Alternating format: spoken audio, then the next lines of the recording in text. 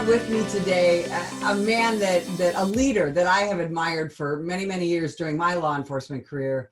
And that is Chief James Craig from Detroit, Michigan. Chief, you've got an amazing background and you're an incredible leader. Tell us about yourself real briefly. Well, Betsy, thanks for having me on your show. Well, I started my policing career 44 years ago right here in the city of Detroit.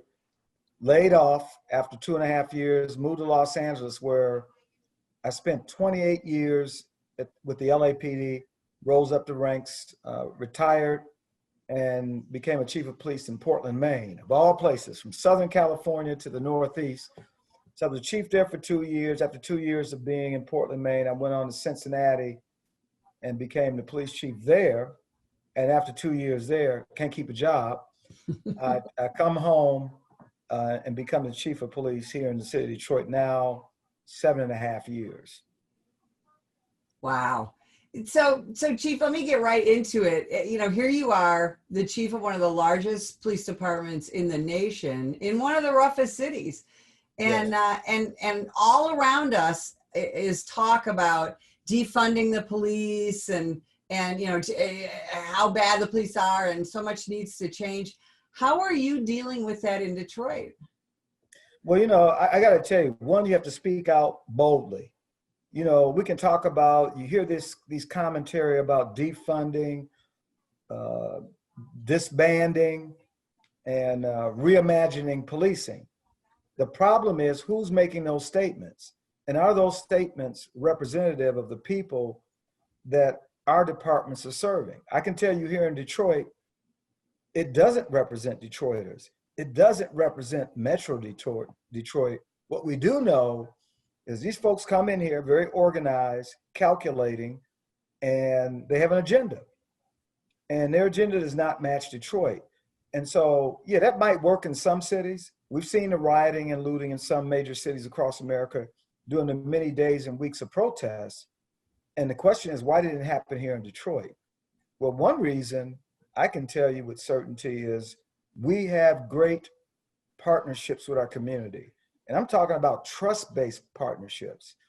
I'm not saying that we're perfect, but what I am suggesting that this community has come to know me, this department, they trust us. They know we'll make mistakes, but we own them. But the key here is the relationship. And that includes our local activists.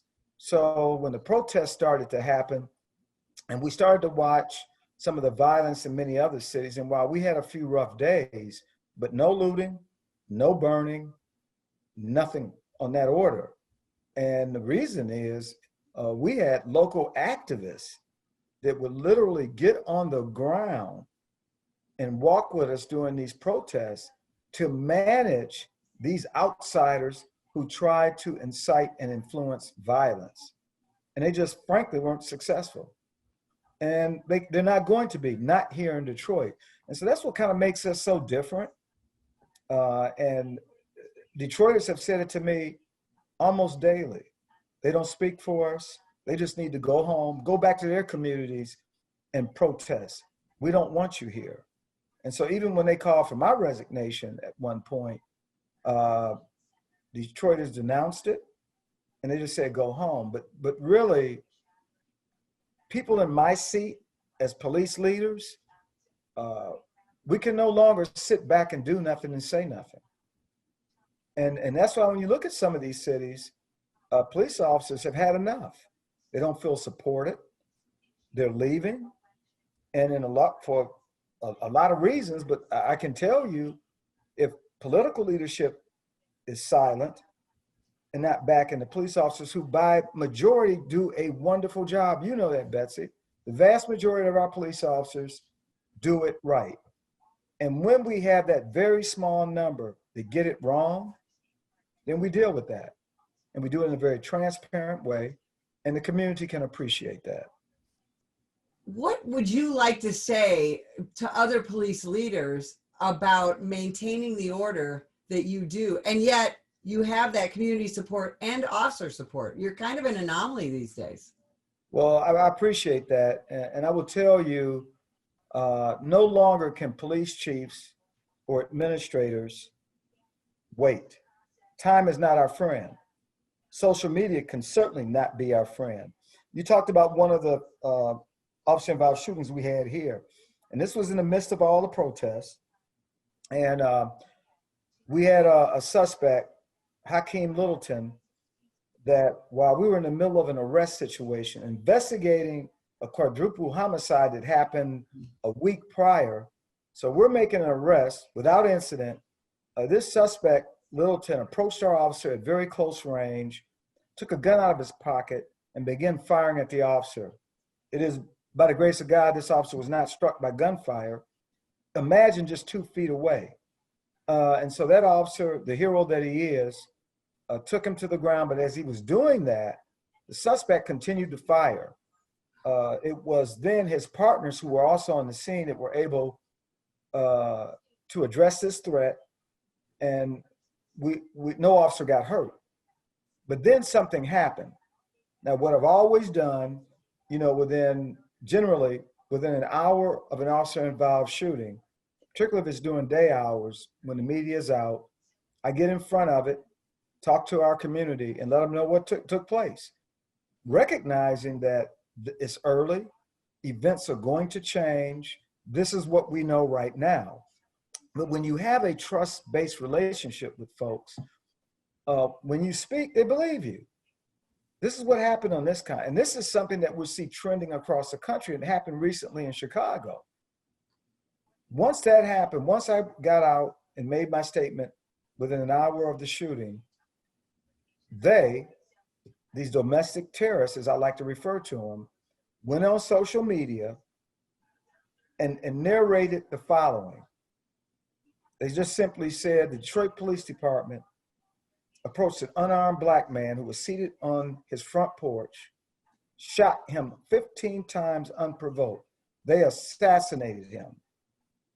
After that narration, probably within a half hour, 300 plus converged on our crime scene where we're doing our investigation. An angry mob who began to attack our officers. They used projectiles. And then from that, they started to march over to the station that covered that area, the 12th precinct. So they began to march, angry, still attacking the police. And so I knew I had to do one thing and one thing quickly. While yes, I got out in front and put out a statement, now I needed to refute the false narrative they were putting out. And so fortunately, our officers' body-worn cameras were in operation. We got some great video footage, both in-car video and body-worn, that totally refuted the lie. And so when I did a press conference within hours of this situation, as I was doing the press conference, many of the protesters who by now were in front of our 12th precinct, they were watching my press conference. At the conclusion, more than half left. We saved the city from burning. We saved the city from probably the first time during the weeks of unrest where we would have probably seen an uprising, but we didn't.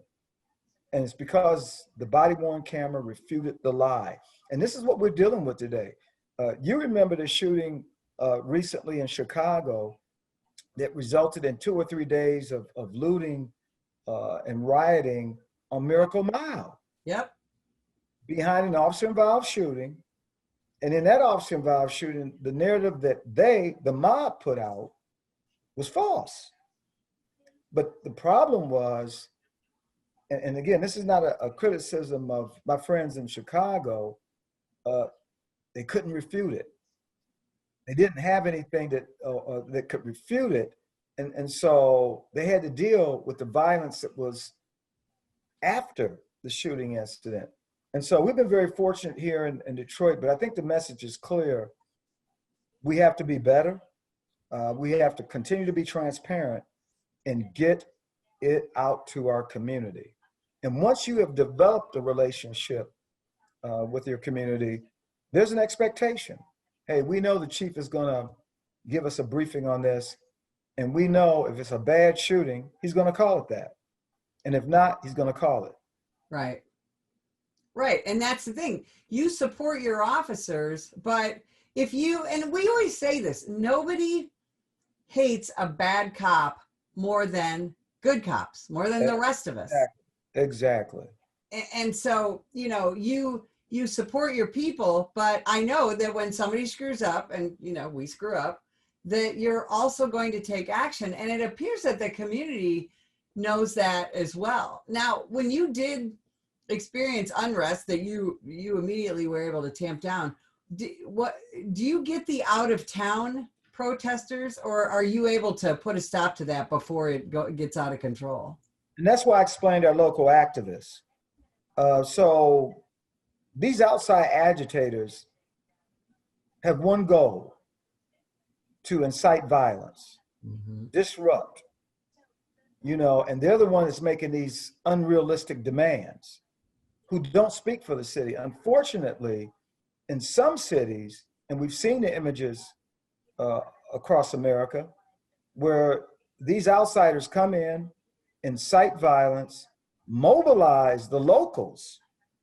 We saw it, you saw it in Chicago. Yeah. The folks that were engaging in riotous behavior were locals, but it was incited by who? They couldn't get traction in Detroit. And so what was interesting about Detroit, we got a call from a local motorcycle gang. And they called us and say, look, we don't like what we're seeing. We don't like the fact that our police officers are being attacked. We don't like the threat of burning and looting.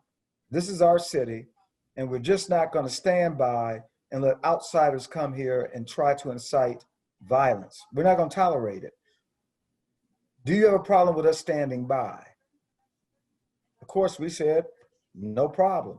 And so, of course, you look at these little outside terrorists, as I like to call them. You know the ones I'm talking about. They wear a buck 25 when they're soaking wet. They have nothing else to do in their life but be disruptive. They have another agenda, and we know what the agenda is. And then you see these big buffed up motorcycle gang members just standing by. Chilling effect.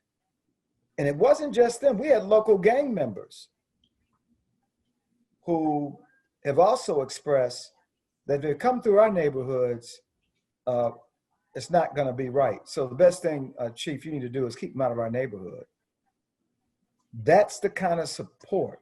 And then when you talk about activists that haven't always agreed with this department, but we can come together, sit at a table, and talk about the differences, and they're okay. Anytime we have an officer-involved shooting, one of my assistant chiefs reached out, called the activists and said, we had to use fatal force. Here's what took place. Hey, thanks for letting us know. So that goes a long way in relationship building.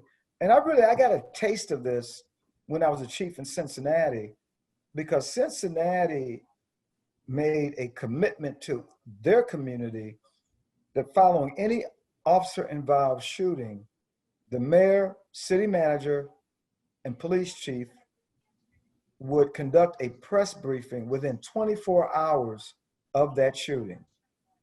Now, of course, I've taken it to another level, particularly today more so than ever, is that I try to get out in front as soon as possible. And even if I don't have all of the facts, at least people in our community know, yes, we have an investigation. This is what we know right now. But just keep in mind, this could change. And they appreciate that. And because of that, they've come to support us. I think that honesty is really what people want, you know, as opposed to, and again, back in the old days, before social media, you know, we wanted to wait until we had all the facts before we spoke to the media and spoke to the public. Now it's okay. And you're a great example of this. It's okay to say, here's what we know now, but right. Things can change. And then when things do change, or if they change, you get out in front of it. And I know you did that in Cincinnati as well. Chief, absolutely. Another thing that you did in both, and I think this started when you were in Maine, but in Cincinnati and now in Detroit, is you're one of the few big city urban chiefs who has embraced legal gun ownership and Absolutely. citizens to arm themselves with training and do it legally. Can you talk about that for a minute? Because that's something that we've always admired about you. Well, and I thank you. And I'm a Second Amendment guy. I'm unapologetic about it. I got criticized by a former president of these United States because I took such a strong position. I've been a practitioner now for 44 years. And, I have an opinion too, just like anybody else. And what a lot of folks don't understand, we have a lot of CPL holders, law-abiding citizens, people of colors. And I'm going to tell you something else.